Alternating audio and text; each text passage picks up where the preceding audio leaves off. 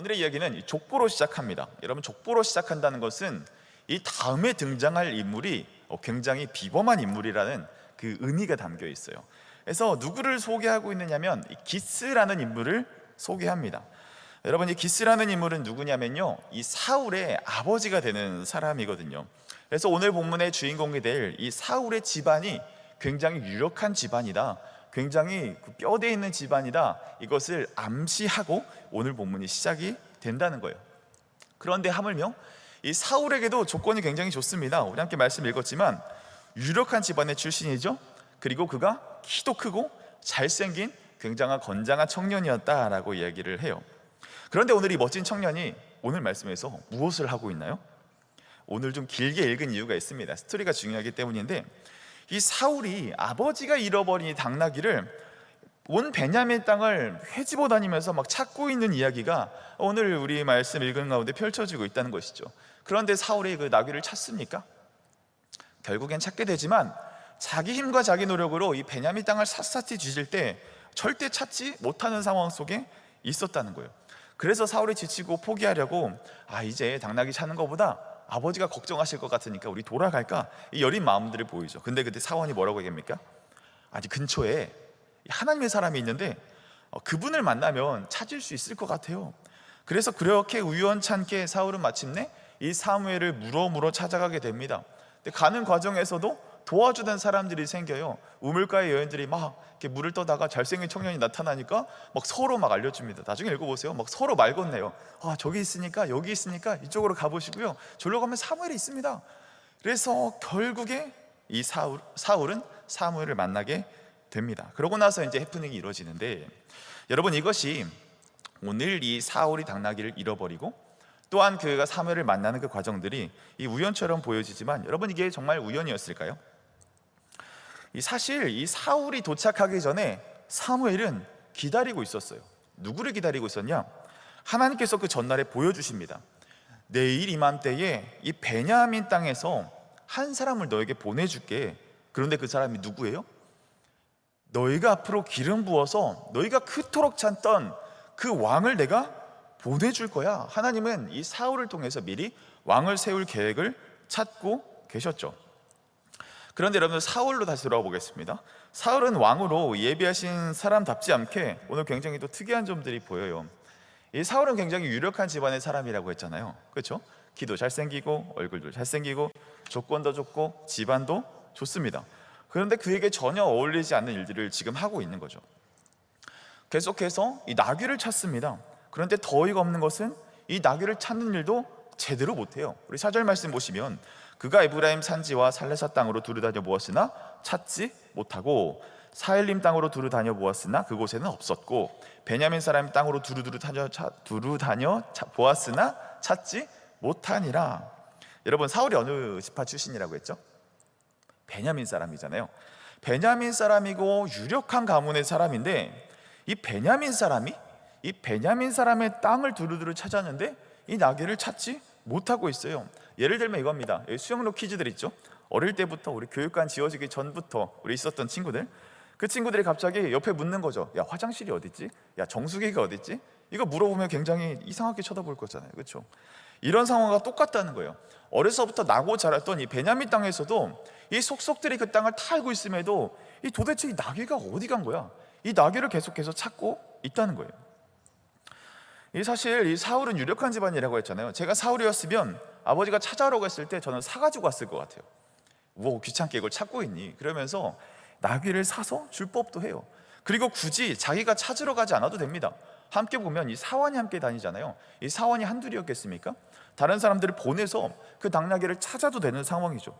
돈도 있고 사람도 있고 그럴 만한 조건도 되는 사람인데, 이 사울은 왜 이 나귀를 찾는 이 허드렛 일들을 이 사울이 직접 하고 있어야 되느냐? 굉장히 이상하죠.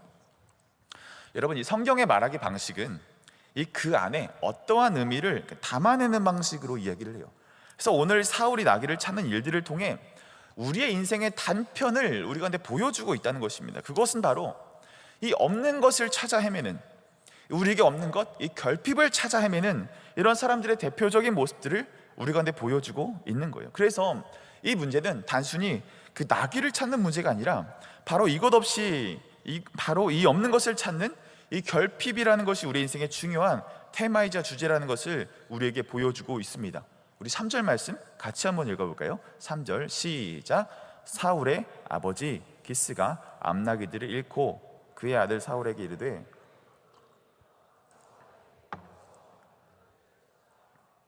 네, 여기 3절에 사용된 잃고라는 단어에 좀 주목해 봅시다. 이 암나기들을 그냥 단순히 분실했다, 없어졌다 이런 의미가 아니에요. 여러분, 이 단어가 어디에서 동일하게 쓰이냐면, 여러분 출애굽기 아시죠? 이 출애굽기 중에서도 가장 클라이막스, 이제 막 10가지 재앙이 막 쏟아지고 있는 중에 출애굽기 10장 7절에 보시면 이제 메뚜기 재앙이 한번 싹 쓸고 지나가거든요. 근데 그때까지도 이 바로가 정신을 못 차리는 거예요. 그래서 이 많은 백성들과 그 신하들이 뭐라고 얘기했냐면, 제가 읽어드릴게요. 바로의 신하들이 그에게 말하되, 어느 때까지 이 사람이 우리의 함정이 되리이까? 그 사람을 보내어 그들의 하나님 여호와를 섬기게 하소서. 왕은 아직도 애굽이 망한 줄을 알지 못하시니까 라고 얘기를 해요. 여기서 애굽이 망했다라는 그 단어가 여기서 잃었다라는 단어랑 똑같은 단어거든요. 그러니까 이 완전하게 절망적인 상황들, 있어야 될 것들이 완전하게 다 사라진 그 상황들을 쓰는 이 단어라고요. 그래서 이 말들을 다시 지적해보면 암나기를 망했다 이런 뜻이 되는 겁니다.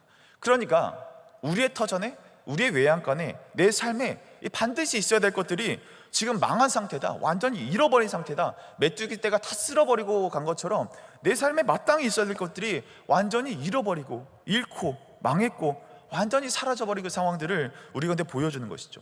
그러면 여러분들 오늘 본문이 좀 이해가 되시나요?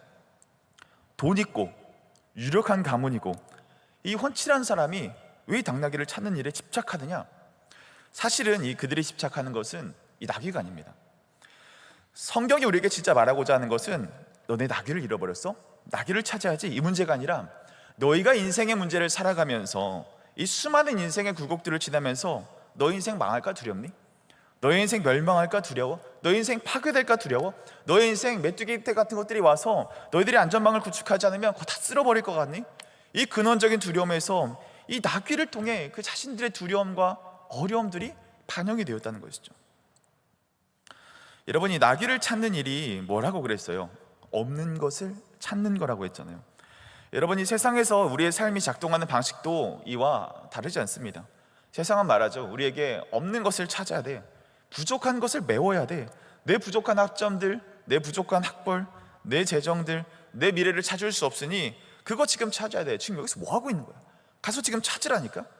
여러분, 우리에게 무엇의 결핍이 있습니까?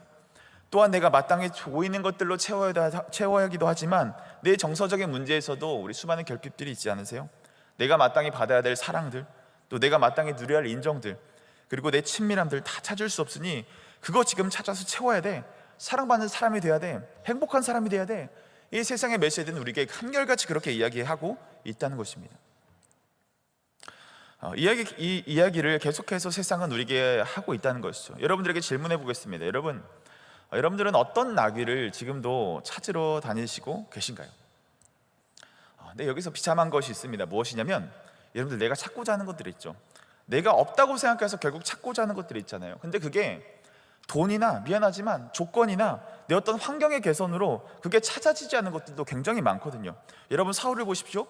유력한 집안에 이 사울이 이 나귀가 없으면 돈 주면 사면 되지, 다른 사람이 찾아와도 되는데 이 키가 크고 훤칠했더니 다 갖춘 사람이 왜 나귀를 찾아야 됩니까? 우리의 삶에도 안 되는 것이 있다고요. 돈이 있어도 안 되는 것이 있습니다. 조건이 다 충족돼도 안 되는 것들이 우리의 삶에 반드시 있어요. 여러분, 제가 대학을 딱 들어가서 처음 동기를 처음에 이렇게 만나지 않습니까? 근데 그 동기가 굉장히 들어오기 전부터 굉장히 막 유명했어요. 왜냐하면 우리가 이름만 대도 알만한 그 중견기업의 어떤 그 임원의 이제 아버지가 계시는 그런 친구였거든요. 그래서 굉장히 처음부터 이슈가 굉장히 많았습니다. 그래서 막 푸사 미리 막 보잖아요, 그렇죠? 어디 때 보지 않니? 보니까 막 운동 같은 것도 했는지 막 굉장히 키도 크고 체격도 좋고 되게 잘생긴 거예요. 또 이제 그 집안에 나중에 얘기를 들어보니까 굉장히 어렵게 낳은 독자라고 얘기를 하더라고요. 심지어 이제 그 친구가 아버지가 너무 귀하게 여기시다 보니까 그 친구가 군대에서 전역할 때 이 회사 정문에 이 자기 아들 전역 축하한다고 그 플랜카드를 달려고 했던 걸 임원들이 말렸다라고 할 그 소문들이 돌 정도로 굉장히 귀한 아들로 자랐습니다. 그래서 또 아버지가 가진 게 많죠. 또 아버지가 되게 훌륭한 사람이죠. 그러다 보니까 아들에게 얼마나 기대가 많았겠습니까? 그래서 이 한껏 기대를 받다 보니 오히려 그 친구는 이 기대받고 그 아버지가 기대하는 거에 비해서 다 충족을 시켜주지 못했던 것 같아요. 그래서 아버지가 사랑받고 싶은데, 아버지에게 인정받고 싶은데 그 기준이 너무나 높았던 거죠. 그 정도 기대로 살았으니 얼마나 압박이 심했겠습니까? 그래서 막 사고도 많이 치고, 일부러 더 말 안 듣고 그렇게 살다가 이제 아버지가 해도 안 되니까 이제 사람 만들려고 이 신학교에 보낸 거예요. 제가 신학교를 다니지 않았습니까? 거기에 이제 아들을 보내가지고 입학을 시킨 거죠. 근데 입학할 때부터 제가 보는데 이 친구의 모습이 불안한 거예요. 뭔가 사랑, 뭔가 인정받으려는 쓰는 모습들이 계속 이렇게 보이더라고요. 그러면서 오자마자 OT 때 막 여러 가지 막 얘기를 해줘요. 사실 내가 뭐 미국에서 조기 졸업을 하고 어디 뭐 유명한 실리콘밸리에서 스타트업을 하려다가 내가 포기하고 여기 왔다. 뭐 내가 좋은 직장 포기하고 신학교 왔다. 해외에 다녀온 이야기들, 뭐 내가 매일 용돈이 얼마인지 이런 얘기를 막 자랑처럼 하더라고요. 그런데 그 친구가 이 지나다니는 곳마다 한 가지 공통점이 있습니다. 뭐냐면 그 친구가 다니는 곳마다 계속해서 갈등이 일어나는 거예요. 이 자기가 드러나지 않으면 못 견디는 거죠. 또 자기가 조금이라도 공격받거나 조금이라도 소외되는 것들이 느껴지면 그걸 견디지 못하는 거예요. 그렇게 사랑과 인정에 목말라던 친구였습니다. 근데 그 친구랑 어느 날 이제 팀플을 하게 됐어요. 과제를 하려고 친구 노트북을 잠깐 받았는데 그 친구 노트북에 이 보지 않아들 그 영상들이 있잖아요. 이제 그 직박구리 이런 폴더에 있는 이런 영상들이 수십 기가가 이렇게 있는 거죠. 결국 이제 그 친구는 학교를 적응하지 못하고 이제 자퇴를 했습니다. 근데 지금 생각해 보면 그 친구는 아버지에게 어쩌면 인정받기 위해 신학교에 왔다라는 생각이 들기도 하더라고요. 근데 와서도 내 생활이 제대로 돌아가지 않으니까 더 사람들에게 인정받고 잘하는 모습 그렇게 보여주고 싶고 그렇게 인정받고 싶었는데 그게 안 되니까 자기를 과시하고 또 인정받으려는 그 마음이 과해서 갈등도 생기고, 사람을 사귈 때 진정성보다 돈으로 우정을 사려고 하고, 이런 관계적인 것들이 채워지지 않으니까 여러 가지 음란물이나 도피처를 찾아서 그것에 심한 중독에 빠져 살아갔던 친구였습니다. 여러분, 그 친구는 진짜 가진 게 많았거든요. 진짜 그 지갑이 항상 빵빵했던 친구였습니다. 키도 크고요, 훤칠했고요, 몸도 좋고 체격도 좋고 축구도 정말 잘하던 친구였어요. 그런데 그 마음의 사랑과 인정이란 그 결핍 그 하나 때문에 주변의 모든 것들을 다 집어삼키게 된 거죠. 여러분, 결핍은 내가 없는 것에 대해서 더 과몰입하게 만듭니다. 사람은 누구나 사랑과 인정을 찾습니다. 그런데 그것은 돈으로도, 어떤 조건으로도, 능력으로도, 눈에 보이는 것으로도 절대로 살 수가 없어요. 여러분, 결핍은 돈으로 해결이 안 돼요. 부모님이 해결해 줄 수 없습니다. 내 어떤 신체적인 능력으로도 해결이 안 돼요. 그 수많은 우리들의 결핍들이 있습니다. 여러분들, 친밀함에 대한 결핍 무엇입니까? 친밀함이 결핍돼서 혹시 외로운 분들 계십니까? 여러분, 이 친밀함에 대한 결핍은 보통 보면 이런 성적인 부분으로 많이 이렇게 드러나거든요. 특별히 이런 정서적인 친밀함들 우리 자매들 많이 원하잖아요. 나를 사랑해 줄 사람들을 찾고 내가 사랑받을 수 있다는 확신이 들면 뭐라도 불살르는 그런 마음들이 들기도 하죠. 우리 반면에 형제들, 이런 친밀함들이 육체적인 것들로 많이 드러나기도 합니다. 그래서 어떤 사람을 만나고 사귈 때 어떤 성적 대상으로 여기거나 어떤 스킨십이 목적이 되거나 그런 관계로 치우치기 쉬운 거죠. 이것뿐만이 아닙니다. 어떤 우리들이 자라가면서 내가 존경할 만한 어른에 대한 결핍들이 있으신 분들 계십니까? 어른들에게 참 많은 상처를 받아서 진짜 나에게 어른이 될 만한 그런 사람들을 찾고 계신 분들 계십니까? 그래서 사람들 함부로 또 믿었다가 또 실망하고 마음 다 줬는데 또 실망스러운 모습들이 보일 때 그때 또 나는 상처받죠. 가정에 대한 결핍이 있으신 분 계십니까? 이 아름다운 가정에 대해서 여러분들 이상적인 그림들이 다 있잖아요. 근데 그걸 내가 지금 있는 가정에서 보지 못하니까 그게 마치 이상처럼 높은 기준처럼 내 안에 자리 잡고 있는 거예요. 내가 그걸 못 봐서 더 좋은 가정 꾸리고 싶은데 그래서 이 형제 재고 또 이 자매 또 재고, 그런데 정작 내 안에는 그런 모습들이 없는 것에 또 실망하고 내 모습에 내 마음에 두고 어디에 도대체 내가 소망을 둬야 될지 모르겠는 이 결핍들, 여러분, 이것들이 주는 무서움이 있습니다. 마치 블랙홀처럼 이 결핍 하나가 우리의 인생을 갉아먹고 집어삼킨다는 거예요. 여러분, 사람은 누구나 부족하죠. 누구나 모자란 게 있습니다. 그런데 이게 내 부족함을 넘어서 이게 내 삶을 좌지우지할 것 같은 결핍의 문제로 가져가게 되면 이거 안 되면 내 인생 망해. 이거 풀리지 않으면 내 인생 위기야. 내 인생에 더 이상 이게 아니면 소망이 없어. 사랑과 인정과 행복, 나에게는 그것과 전혀 거리가 멀어지게 될 거야. 이런 두려움들이 들기 시작하면서 그 결핍으로 우리 마음 가운데 맞물리기 시작할 때 우리의 삶은 걷잡을 수 없는 그 블랙홀 속으로 빨려 들어가게 되는 것이죠. 그러면서 예배에 나온 여러분들이라면 한 가지 의문들이 생기시죠. 그러면 하나님은 왜 우리에게 이런 결핍들을 주셨을까? 하나님은 사랑이시라면서요, 하나님은 기쁨이시라면서요, 하나님 우리에게 복 주시길 원하시는 분이시라면서요, 사랑과 기쁨과 행복의 근원 되시는 하나님께서 왜 우리에게 이 결핍의 문제를 왜 가만히 내버려두고 그대로 우리의 상태를 방관하고 계시자 그 말입니다. 여러분, 우리 사울의 이야기로 한번 다시 돌아가 보겠습니다. 여러분, 사울이 나귀를 어떻게 찾게 되죠? 이 사울이 사무엘을 만나니까 이 나귀를 찾게 됩니다. 그런데 나귀를 찾게 되는 그 방법이 굉장히 독특해요. 우리 20절 같이 한번 읽어보겠습니다. 시작. 사흘 전에 잃은 내 암나귀들을 염려하지 말라. 찾았느니라. 온 이스라엘이 사모하는 자가 누구냐? 너와 내 아버지의 온 집이 아니냐 하는지라. 사무엘이 희한한 말을 합니다. 너 암나귀 사흘 전에 잃어버렸지?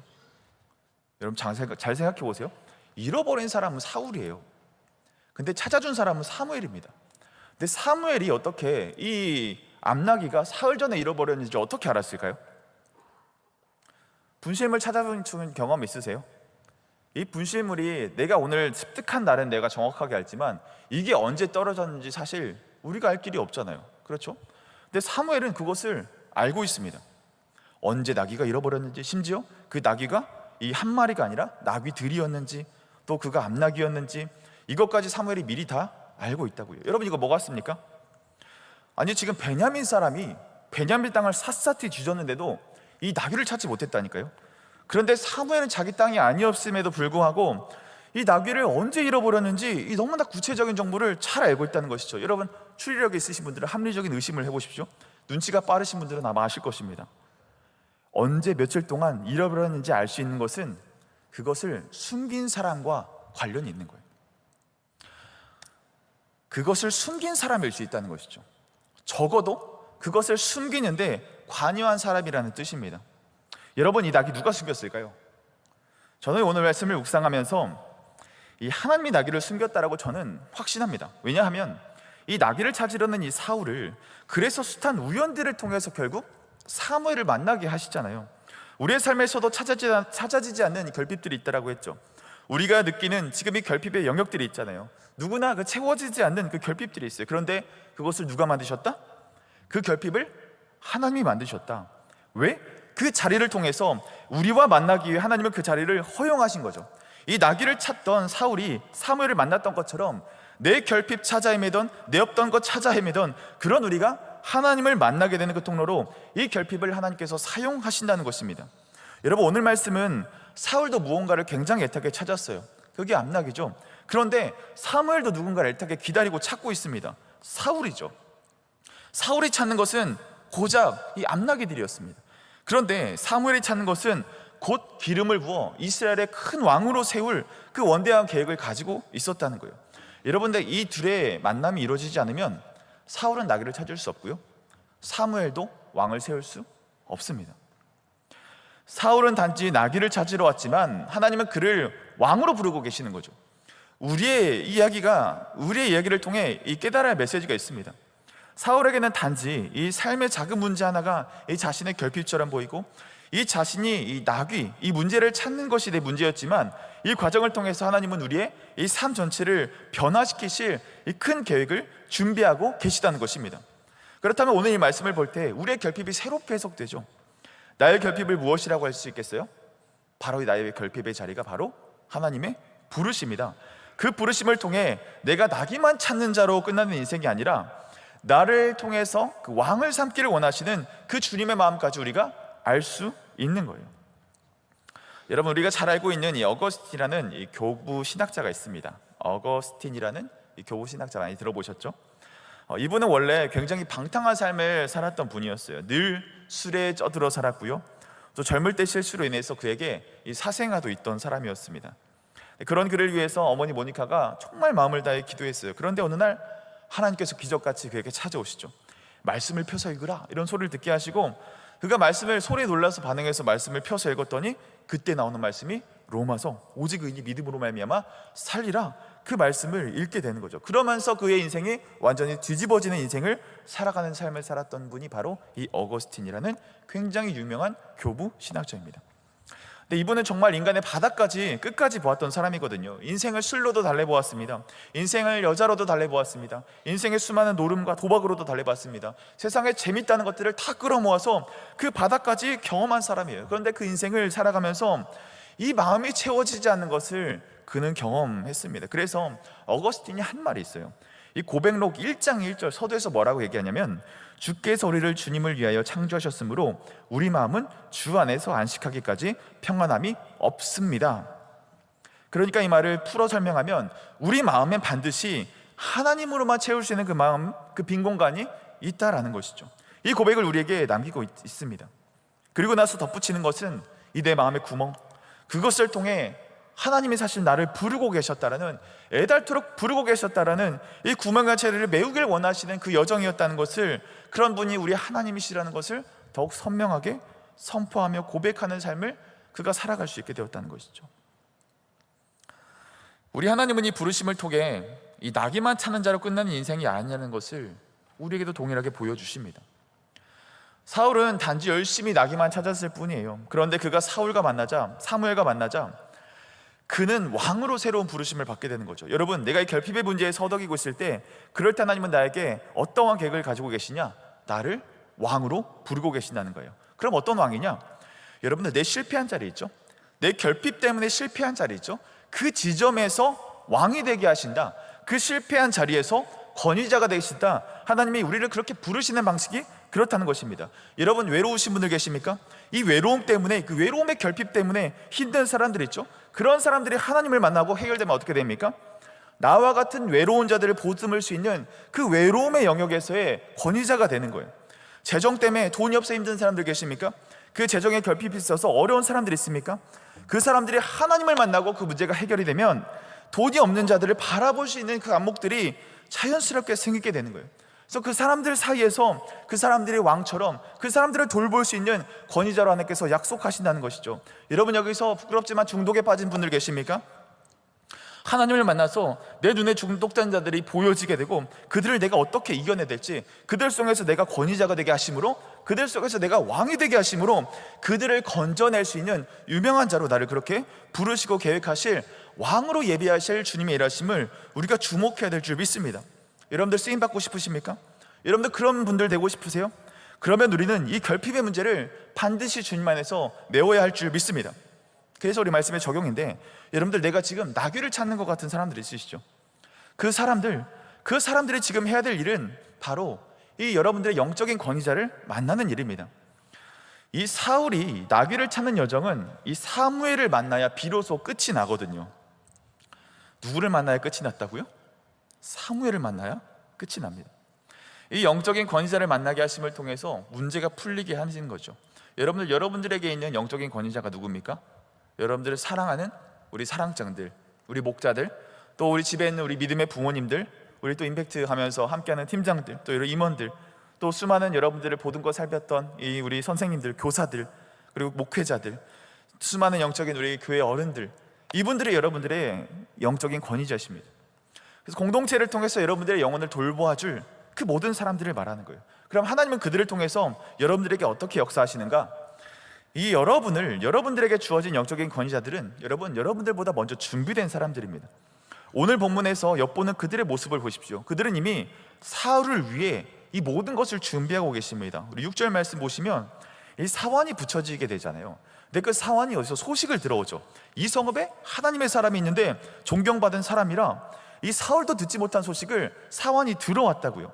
이 사무엘로 이끈 이 사환은 하나님의 사람이라는 소문을 듣고 그 소문을 사울에게 전함으로, 그가 그 소문을 들음으로 그의 문제를 해결받게 되죠. 그가 먼저 복음을 들은 사람이라는 것입니다. 또한 사환에게 어떤 일들이 일어납니까? 선견자를 만나러 가야 되는데 사울이, 내가 지금 돈이 없어. 우리 전통에 의하면 선견자를 만날 때 우리가 소정의 돈을 드려야 되는데 돈이 없는데, 또 사원이 짜잔 여기 있죠 하면서 은 4분의 1이 저에게 있었네요 하면서 돈을 꺼냅니다. 사원도 마치 없다는 듯이 발견했다는 듯이 꺼내죠. 이때 재정이 없는 상황에서 내가 어떻게 될지 모를 때 불현듯 우연듯 이 재정에 채워지는 것들을 이 사원이 경험하고 사울도 지금 경험하고 있다는 것이죠.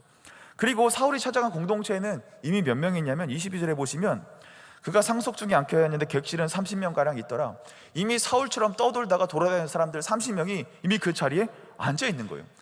이 사울은 나귀를 찾았지만 혹시 다른 결핍을 찾아 쫓아 헤매던 사람들 그 30명이 지금 이 공동체에 와서 이 공동체에서 회복과 치유를 지금 누리고 있는 상황이라는 것이죠. 그리고 심지어 이 사울을 위해서 맛있는 요리도 준비해 놓고 있습니다. 24절 보시면 굉장히 재밌는 구절이 있는데 요리인이 나와요. 그러니까 요리사죠. 흑백 요리사 같은 사람이 딱 나온 것 같아요. 그러면서 딱 그 토마호크 같은 넓적살이 다리살을 딱 붙은 것을 가져와 가지고 사울 앞에 탁 던져 놓습니다. 그러면서 사무엘에게 이르되 보라, 이는 두었던 것이니 내 앞에 놓고 먹으라. 내가 백성을 청할 때부터 너를 위하여 이것을 두고 이때를 기다리게 하였느니라. 그러자 사무엘과 사울이 함께 먹으니라. 이 사울에게 줄 넓적다리까지 준비해두고 이 구체적인 부위까지 정해서 기다리고 계시다는 거죠. 이 수많은 결핍을 얻어가는 사람들이 이 공동체에 와서 어떻게 내가 밥을 먹어야 하는지, 내 이 수많은 공허함을 떠돌다가 이 굶주린 인생들이 어떻게 채워져야 되는지 그것들에 대해서 이미 배우고 알고 느낀 사람이라는 거죠. 그래서 사울이 왔을 때 음식을 건네는 이 의미가 담겨 있는 것입니다. 여러분, 나귀를 찾는 분들 계십니까? 여러분들의 영적인 권위자에게 여러분들의 삶을 한번 맡겨보십시오. 한번 여러분들의 삶을 오픈해 보십시오. 여러분들의 삶을 함께 짐져 보십시오. 그들을 통해 이미 준비된 자들을 통하여 하나님은 그들의 결핍의 문제를 해결하십니다. 여러분들 영적인 권위자들은 지금까지 그냥 온 게 아니에요. 여러분들과 똑같은 그 아픔들, 여러분들이 겪은 것보다 더 큰 고통을 겪고 지금까지 온 분들도 계세요. 그들이 여러분들 위해서 지금 준비되어 있다니까요. 그들의 아픔의 일들을 통해서 그들이 그 영역에서 영적인 권위자가 되게 하심으로 사울처럼 나귀를 쫓던 여러분들의 삶 가운데 여러분들의 삶을 건져주실, 여러분들이 나귀 찾는 인생들을 종결시켜줄 귀한 영적인 멘토로 여러분들을 지금 기다리고 있다니까요. 여러분, 그들에게 의존하며 그들에게 함께 더 마음을 여는 여러분들 되셨으면 좋겠습니다. 그럼 두 번째 적용인데, 그럼 내가 나를 영적인 권위자로 부르신 사람은 이 말씀을 어떻게 적용해야 하는가? 여러분, 나를 하나님께서 이 권위자로 세우셨다면 내가 그 일이 쓰임받고 있다는 것, 그 사실 때문에 우리는 그 사실 하나로 감격할 수 있는 거죠. 무려 천하보다 귀하게 여기시는 이 한 영혼의 이 대서사에 이 사무엘과 같이 쓰임받고 있다는 이 거룩한 이 책임과 안에서 우리는 기뻐할 수 있는 것이죠. 내 결핍조차 나기만 찾던 내 인생들에게 내가 먼저 경험한 하나님, 내가 먼저 그 들은 복음, 내가 먼저 경험한 그 재정의 채우심, 내가 아팠던 그 결핍의 수많은 자리들, 그것을 딛고 영적으로 풍성한 양식을 준비할 수 있는 사람이 되는 일수탄 과정들을 통해 나를 준비시키심으로 수많은 다른 나귀 찾던 자들에게 기름 부으시는 왕과 같은 존재로 이끌 수 있도록 나를 그렇게 세워주신 것입니다. 여러분, 놀랍지 않습니까? 한 사람이 돌아오는 놀라운 그 대서사에 이 내가 쓰임받고 있다는 것은 여러분 특권입니다. 이게 정말 기가 막힌 일이라고요. 여러분들 사람 살려보십시오. 이 사람 변화되는 거 보는 사람들은 이거 다른 기쁨 찾을 수 없습니다. 그것만큼 보람된 게 없습니다. 그만큼 희열 있는 게 없습니다. 그러니 나를 권위자로 세우셨다면 여러분, 그 일에 우리가 더 감사해야 할 일이죠. 내가 더 그 일에 필요를 돌볼 수 있는 사람이 되어야 되는 것이죠. 그렇게 나귀를 찾는 자, 영적인 권위자가 이 둘 다 하나님의 일하심으로 하나님께서 이끌어 가시는 일들을 경험하는 귀한 우리 야베스와 사랑하는 우리 성도님들 되시기를 주님의 이름으로 축복합니다. 저에게도 이런 결핍의 순간에서 영적인 권위자를 만났던 일들이 있었습니다. 정말 어려운 시절이었는데, 제가 인천에서 전에 사역하던 곳이 인천이었는데 5년 정도 사역을 했습니다. 그 중에 이제 3년 차가 됐을 때 이제 제가 전임 사역을 이제 시작하게 됐거든요. 이제 파트타임으로 중등부 친구들과 함께 주말만 섬기다가 이제 풀타임으로 이제 전임 사역을 섬기게 됐어요. 근데 한 5월쯤 됐을까요? 이제 사역을 시작한 지 한 5월쯤 됐는데 선임 목사님이 청빙을 가신 거예요. 좋은 일이죠. 그리고 이제 그 다음에 있는 연차 목사님이 좀 개인적인 상황으로 이 섬기기가 좀 어려운 상황이 되셨습니다. 근데 다음 순번이 저였어요. 근데 어느 날 담임 목사님이 부르시는 거예요. 송 목사 한번 들어가 보시게 해서 두드리고 들어갔습니다. 근데 이제 6월부터 이제 행정을 맡아달라고 얘기를 하는 거죠. 여러분, 이게 무슨 상황이냐면 그 정규직 5개월 된 사람 있잖아요. 이제 연간 계획 좀 대충 보고 지출 전표 어떻게 끊을지 알고 물건 재고 이제 창고 가가지고 이제 대략 봤는데 갑자기 너 지점장 해, 그거랑 똑같은 겁니다. 맥도날드 알바 들어갔는데 이제 감튀 막 튀기고 패티 막 튀기는 건 이제 5살 배웠는데 갑자기 이제 너 발주도 넣고 너 애들도 관리하고 너 매니저 좀 해, 이거랑 똑같은 상황인 거죠. 그래서 제가 처음으로 웬만하면 순종하는데 제가 처음으로 거절해봤습니다. 왜냐하면 이거는 교회를 위해서도 이거 안 되겠는 일인 거예요. 내가 교회에 피해를 줄 수 없지. 내가 어떻게 경험도 없고 젊고 이런 나이에 어떻게 그 선임 행정을 맡아서 내가 이렇게 할 수 있겠나? 이게 말이 안 된다는 생각이 들었습니다. 그런데 결국 우여곡절 끝에 순종하게 되고 이제 그 6월부터 이 새로운 보직을 받고 살기 시작했습니다. 근데 그때부터 저에게 이 결핍만 보이는 거예요. 제가 작년까지는 강도사였지 않습니까? 이 교구사를 해보지도 않았습니다. 근데 신방을 돌아야 되는데 그전에는 중등부를 신방하다 보니까 같이 엽떡 가가지고 같이 그 모바일 배그 아세요? 배그 같이 하고 뭐 진로 상담하고 그래서 뭐 여자친구 만났는데 그래서 야 그러면 안 돼 그러면서 상담도 하고 그러면서 큐티 같이 그 큐틴 있잖아요. 큐틴 10대들이라는 큐티 얼마나 쉽습니까? 그거 같이 펴놓고 피자스쿨 가서 큐티하고 그렇게 신방하다가 교구로 갔는데 다음 달에 어머님이 암으로 돌아가실 것 같아요. 아들이 있는데 저보다 나이가 많은데 알코올 중독이에요. 와서 좀 기도 좀 해달래 목사님. 부부간에 문제가 생겼는데 이게 제가 상식으로 담아낼 수 없는 그런 문제들이에요. 집이 팔려야 되는데 집값이 떨어졌대요. 그래서 그거 팔아야 지금 회사 급한 돈 막는데 그거 못 막으면 타 담보 잡혀가지고 대출도 안 되고 그 돈 끊겨서 부도나면 유학 가 있는 아들들 다 돌아야 되는 이 긴박한 상황에서 제발 목사님 집 좀 팔리게 기도 좀 해주세요. 이런 기도 제목의 사이즈가 다른 거죠.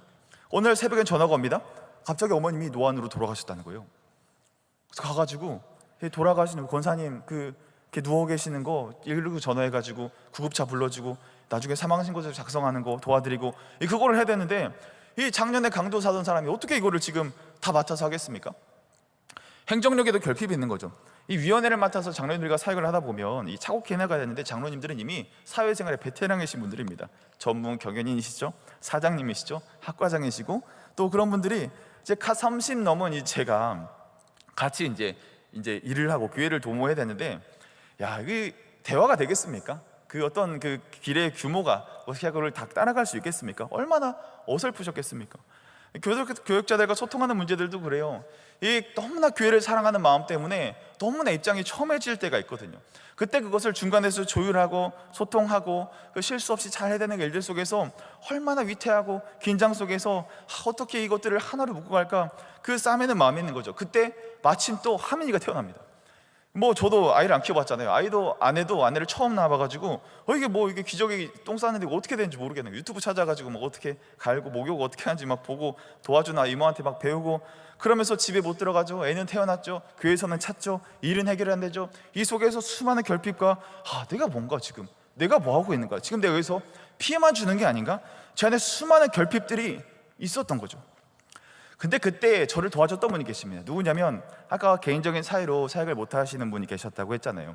그래서 그분이 행정을 맡지 못했지만 저와 함께 사역을 하면서 많이 도와주셨거든요. 그래서 어떻게 소통하는지, 이럴 때는 어떻게 정리를 해야 되는지, 심지어 그분은 쌍둥이 아빠였습니다. 그래가지고 육아의 말렙이더라고요. 목사님 애가 안 자면 차에 태워서 에어컨 틀고 뺑뺑 도시면 애가 잡니다. 진짜 자는 거야. 그래서 꿀잠을 통으로 자기도 하고 저게 구구절절 소소하게 조조한 얘기들을 많이 해주셨습니다. 저의 결핍의 문제를 제가 그런 영적인 권위자의 만남을 통해서 하나씩 풀어갔던 거죠. 그래서 그 후에 3년간에 이어지는 그 사역들에 대해서 정말 그 1년차 때 막 실수하고 만났던 것들이 전혀 무마될 만큼 그 앞으로 2년들이 굉장히 순조롭게 잘 흘러가는 걸 정말 은혜 가운데 경험했습니다.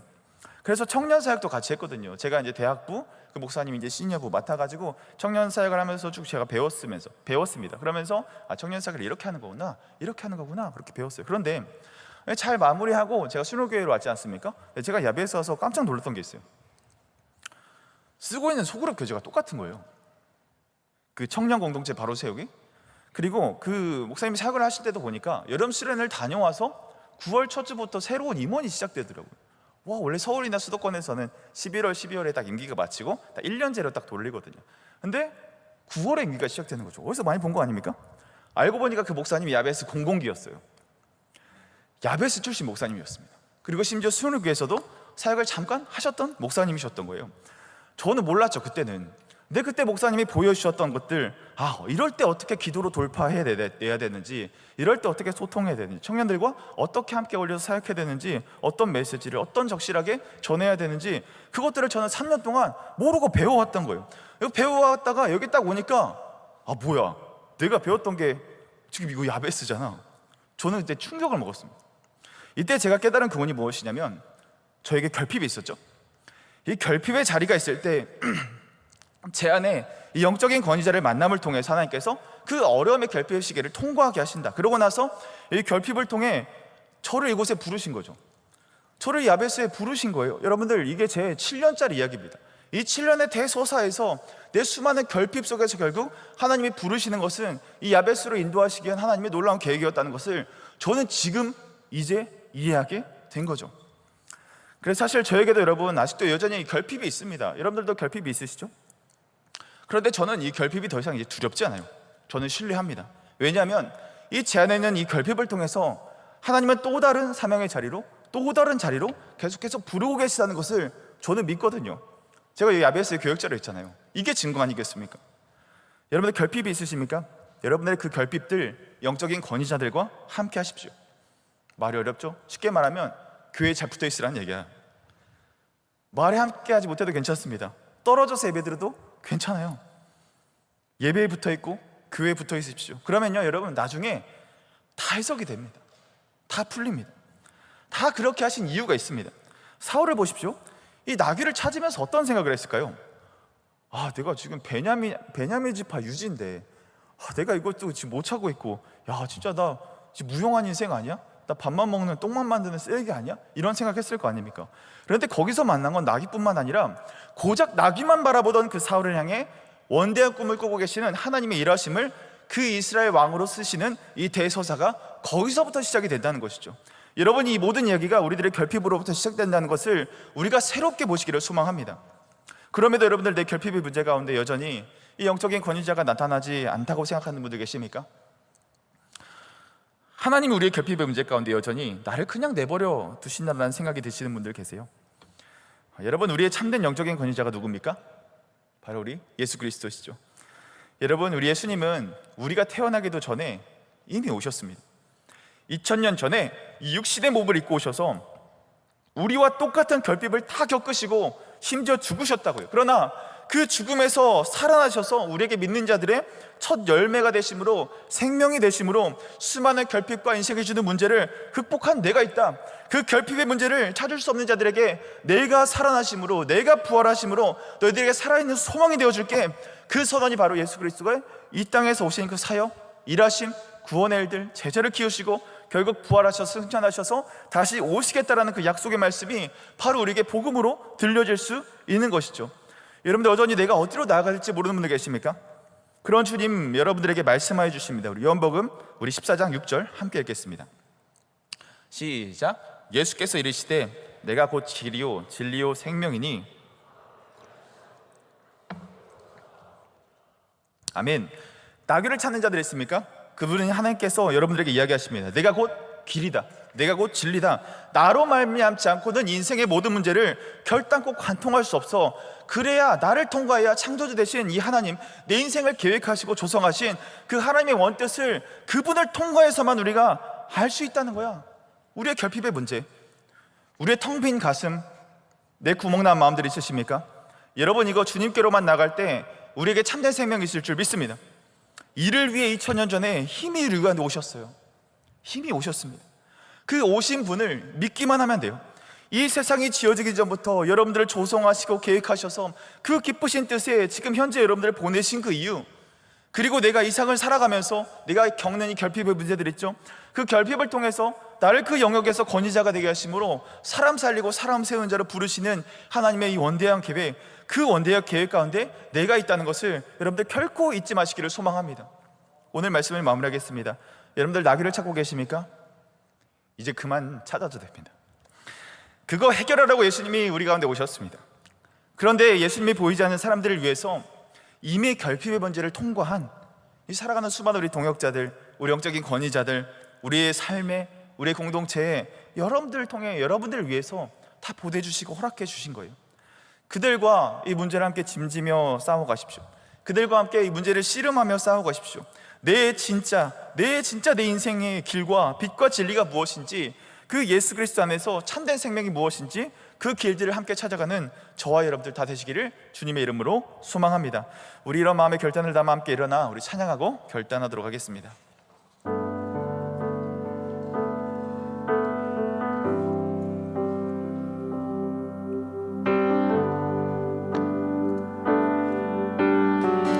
함께 고백하겠습니다. 자격 없는 자.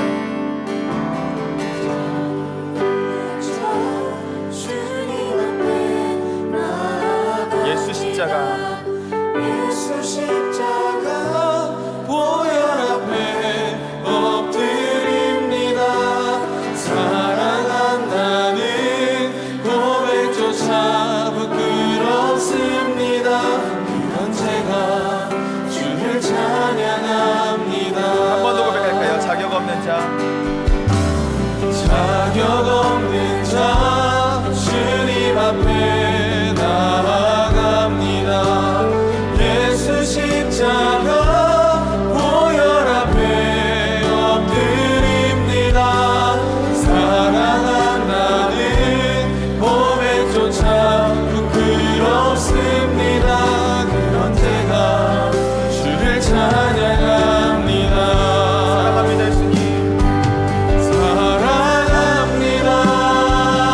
예수님.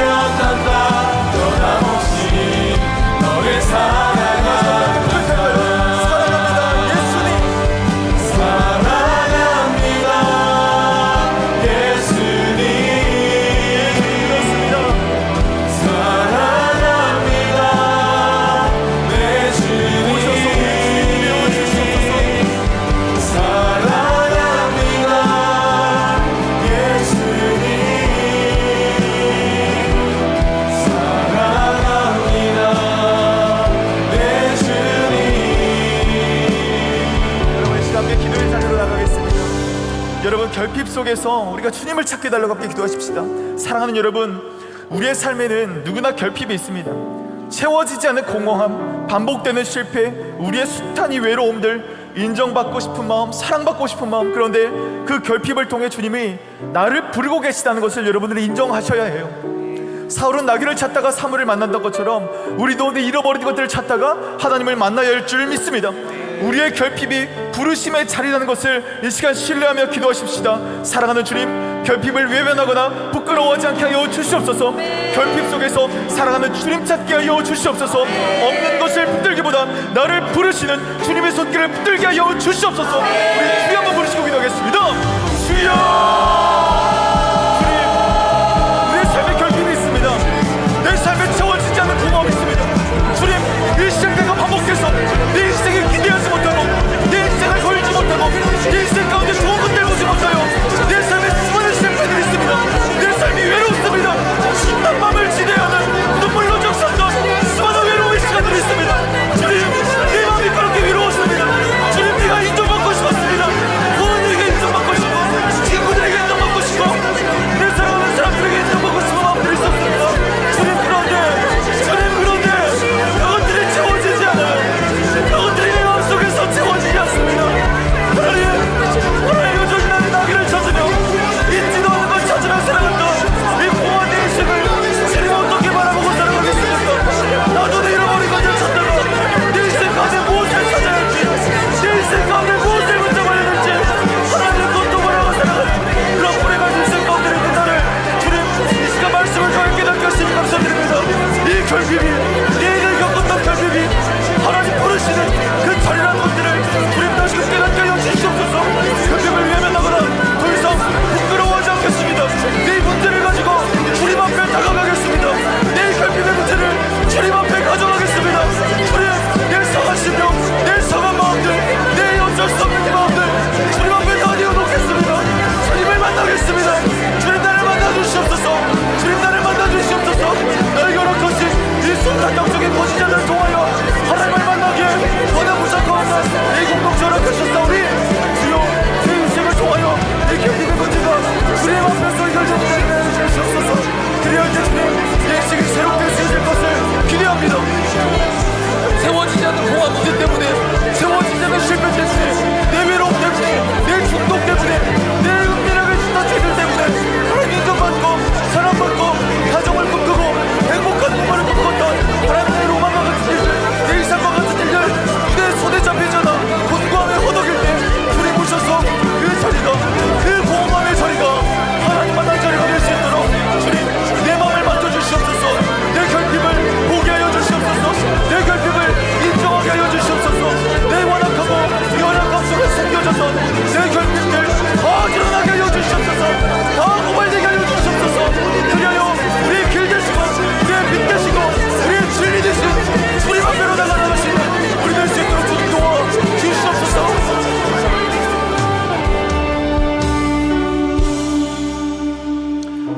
하나님은 여러분들을 사랑하십니다. 그래서 여러분들을 혼자 두지 않으십니다. 우리를 반드시 사무엘과 같은 영적인 권위자들을 곳곳에 세우셔서 그들을 통해 말씀을 듣게 하시고 그들을 통해 사랑을 경험하게 하시고 그들이 겪었던 삶의 자신의 결핍의 문제로 여러분들을 보듬을 수 있는 수많은 영적인 권위자들을 우리 공동체 가운데 허락하셨습니다. 여러분, 제발 혼자 버티지 마십시오. 권위자에게 우리의 삶이 열릴 때 우리의 삶이 보이는 줄 믿습니다. 사울은 나귀를 찾다가 결국 사무엘을 만났습니다. 그래야 나귀를 찾고 끝나는 거예요. 우리 인생도 마찬가지입니다. 내가 내 문제를 해결하려 할 때 하나님은 준비된 사람을 통해서 우리에게 일하시기를 원하십니다. 여러분의 삶에 하나님 붙이신 영적인 권위자가 있습니까? 그들을 통해 하나님이 이미 말씀하고 계십니다. 네가 찾던 그 나귀, 네가 찾던 그 결핍, 그 자리에 있어. 그 자리에 너를 향하는 음식이 차려져 있을 거야. 그 자리에 네가 보고 싶었던 사랑이 있을 거야. 그 자리 가운데 인정이 있을 거야. 그 자리 가운데 상처와 회복이 있을 거야. 그 기름 부으실 자리를 예비하고 계시는 것이죠. 함께 기도하십시다. 사랑하는 주님, 사랑하는 주님, 하나님이 예배하신 영적인 권위자들을 존중하게 하여 주시옵소서. 권위자들과의 만남을 통해 하나님의 뜻을 분별하게 하여 주시옵소서. 교회와 공동체 내부터 하나님의 말씀 따르게 하여 주시옵소서. 우리 주여 한번 부르시고 기도하겠습니다. 주여, 주여, 하나님 나에게 살 길을 주신 이가 주님이심을 고백합니다. 더 이상 이 문제 나 혼자 싸매고 있지 않게 하여 주시옵소서. 더 이상 이 문제 나를 향해 싸매고 있지 않게 하여 주시옵소서. 내가 아팠던 자리 공감하는 영적인 권위를 세우심으로 내가 연약했던 자리 이미 아팠던 자들을 통하여 하나님이 일으켜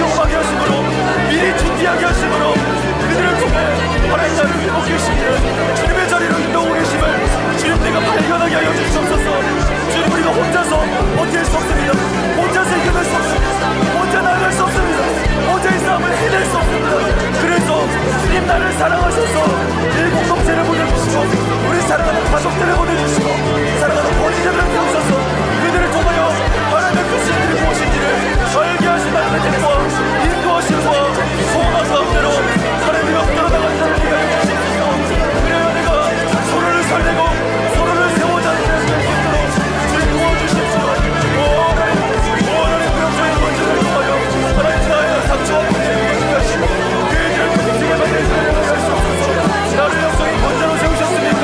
나를 영혼의 만든 자로 세우셨습니까? 주님 그 부르심에 우리가 절대히 다시금 순종하게 하여 주시옵소서. 그래서 나를 만나주셨던 주님, 나를 회복시키셨던 주님, 나를 거치셨던 주님, 그 주님 본받아 나도 영적인 본인의 삶을 잘 감당할 수 있도록 주님 붙들어 주시옵소서. 주님 함께하여 주시옵소서. 주님 맡기고 세우며 함께하게 하여 주시옵소서.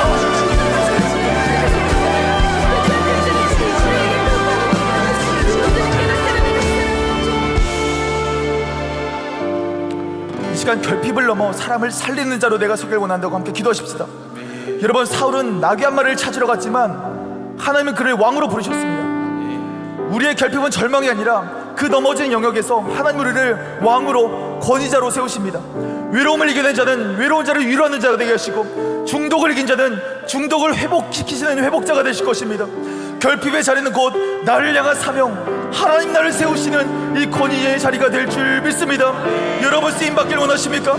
여러분 쓰임받길 원하십니까? 이 결핍의 자리를 피해 도망하지 마십시오. 그곳에서부터 하나님의 부름이 시작되는 것을 믿으시기를 바랍니다. 우리 함께 선포하며 기도하십시다. 사랑하는 주님, 내 결핍 속에서 하나님의 부르심 듣게 하여 주시옵소서. 내 실패의 자리에서 왕으로 부르시는 주님의 음성 듣게 하여 주시옵소서. 이 결핍을 통과한 자로서 다른 일을 살려낼 수 있는 영적인 권위자 내가 되게 하여 주시옵소서. 주여 한번 부르시고 기도하겠습니다. 주여.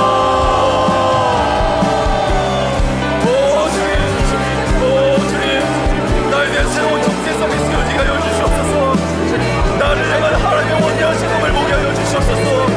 나는 나귀 한 마리 찾아 헤매는 인생이지만 하나님은 나에게, 그런 나에게 딱 파먹고 살던 그런 나에게, 돈 위성부라 받고 나에게 남자 쫓아다니고 여자 쫓아다니는 그런 나의 삶 가운데 내 외로움 날릴 수 없는 그런 나의 가운데 하나님 나를 왕으로 부르시는 이가 주님이시옵소서. 나를 왕으로 부르셔서 나를 통하여 숱한 사람들을 세워가게 하실 하나님의 원대하신 부르심이 이 자리에 있을 줄 믿습니다. 하나님, 나를 부르시는, 나를 세우시는, 나를 부르시는 그 주님의 음성 예배하지 않게 하여 주시옵소서. 도망가지 않게 하여 주시옵소서. 그 결핍 속에서, 어려움 속에서 주님의 마음, 그 주님의 심정, 그 주님의 마음 애달아 나갈 수 있는 수 있도록 우리 붙들어 주시옵소서.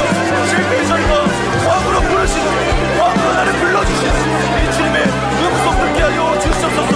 결핍을 통과하셔서 다른 일을 살려낼 수 있는 영적인 권위자가 되게 하여 주시옵소서. 주님 부럽습니다. 이 부르심에 순종하며 나가서는 두렵습니다. 그러나 나를 통해 일하시는 말씀하시는 주님, 기대와 설렘이 가득한 마음으로 이 자리 달려할 수 있는 우리 모든 자를 쓰는 수 있도록 주님 도와주시옵소서. 주님 그렇습니다. 우리 내 마음을 열어 내 결핍을 인정하고 그 자리에서 하나님 나 부르신 그 자리를 발견하게 하시고 그 자리에서 하나님 사람을 살리고 사람을 세우는 자로 하나님 사랑을 내어 주시옵소서. 그 결핍이 더 이상 나에게 부끄러움이 되지 않게 하시고 그것이 오히려 나에게 연령원이 되게 하시고 내 결핍의 자리가 성장이 되게 하시고 내 결핍의 자리가 사랑의 통로가 되게 하시며 내 결핍의 자리가 영원 사랑하는 자리가 되게 하시고 내 결핍의 자리가 하나님 뜨겁게 만나는 기도의 자리가 되게 하여 주시옵소서. 그리하여 그 부르신 가운데로 그 인도하신 가운데로 지으셨던 주님의 뜻과 그 소망 가운데 내 인생의 영원히 흐를 수 있도록 주님 나에게 은혜를 주십시오. 나에게 은혜를 주십시오. 그 이미 오셔서 만난 그 주님, 내가 만나고 고백할 수 있는 그 믿음 나에게 도와주십시오.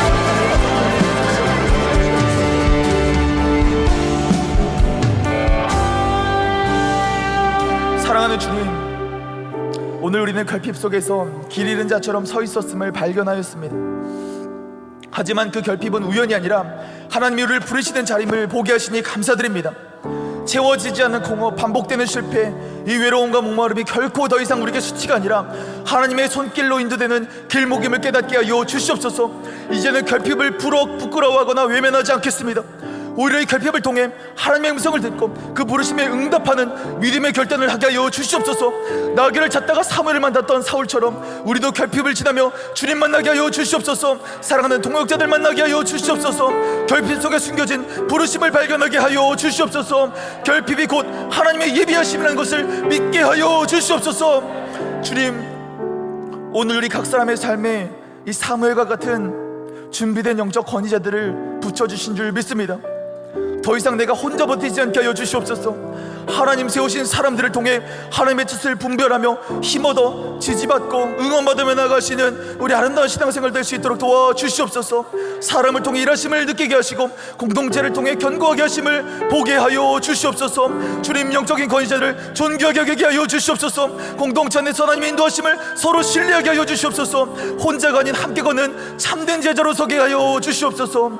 그리고 주님, 사울은 나귀를 찾으러 나섰으나 왕으로 부름받았습니다.